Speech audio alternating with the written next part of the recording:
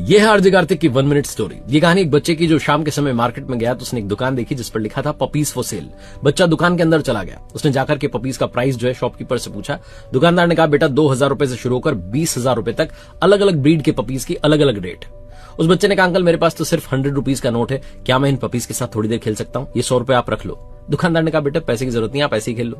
बच्चा उन पपीज के साथ खेलने लगा। तभी उसकी नजर पड़ी कोने में एक दुबका हुआ सा पपी जो चुपचाप बैठा था।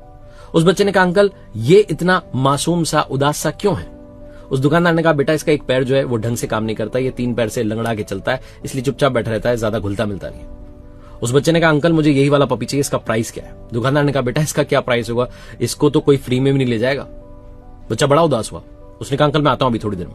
वो अपने घर गया। जाकर के उसने अपनी गुल्लक तोड़ी, उसमें जितने रुपए थे सारे इकट्ठा कर लाया और दुकानदार से आकर के कहा कि ये लो 2000 रुपए में जितने कम पड़ रहे हैं मुझे बता दो, मैं वो पैसे भी देके जाऊंगा, लेकिन ये पपी मैं ही लेकर के जाऊंगा। दुकानदार ने कहा बेटा क्या करोगे इसके साथ, ये लंगड़ा के चलता है, खेलता भी नहीं है, करोगे क्या इसका, ये किसी काम का नहीं है। उस बच्चे ने तभी अपनी पैंट को थोड़ा सा ऊपर किया और बताया कि देखो मेरी जो लेफ्ट वाली लेग है, जो मेरा ये वाला पैर है, इसमें स्टील की रॉड डली हुई है।